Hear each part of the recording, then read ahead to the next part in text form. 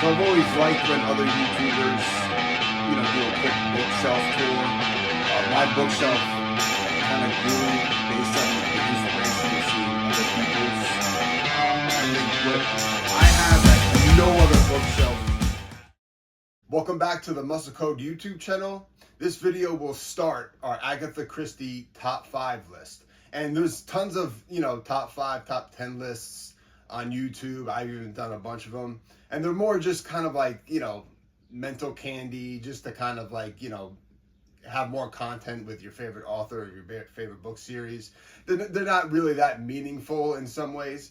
But I think a top 5 list with Agatha Christie is important because I think the quality of her books, especially the Poirot books, which is what this top 5 will be based on, varies pretty significantly. So if you're gonna, get into Agatha Christie, I think it's important to start with some of her better works, or you might get discouraged and stay away from a lot of books that you would end up really liking. So I'm gonna jump right into the list. Number 5, Hercule Poirot's Christmas. This one I think is the most similar. Well, Knives Out somewhat is inspired by Agatha Christie. Even the Knives Out font type is based off an Agatha Christie old paperback.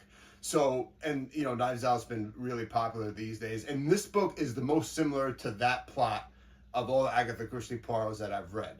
And it's just, I reread it over the holidays this year.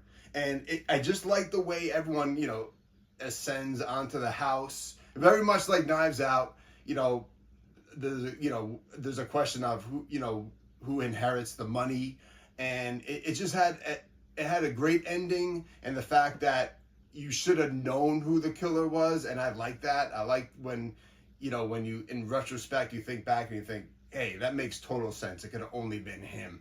So the ending kicked. I like the atmosphere of being in the house, and I love Christmas movies, so it kind of fall into that aspect as well. So it's definitely a solid 5 on my top 5 Poirots. Jumping into number 4 quickly, we have Sad Cypress.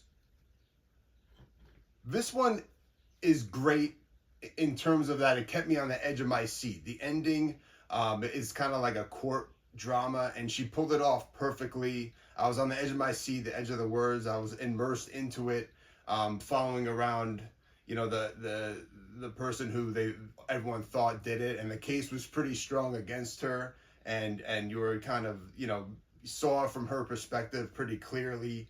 And then the ending, there's a few clues that were pretty obvious right in front of your face that you should have got, which is what I like in Agatha Christie.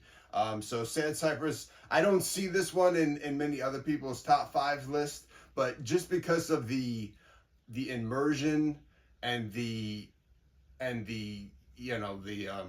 suspense of the last quarter of this book, I give it into my top 5, because a lot of them are kind of, this was written, in the 30s, 40s, 50s. So the prose could be a little dry at times, a little matter of fact. But in this one, I definitely felt sucked in, and it separated it from a lot of the other Agatha Christie's that I've read. And so it's my solid number 4. In the next video, we'll jump into 2 and 3, which will kind of be more of the traditional favorites of other people's, and then we'll go from there. As always, thanks for stopping by. Hope to see you back. So I've always liked when other YouTubers, do a quick bookshelf tour. My bookshelf kind of grew based on the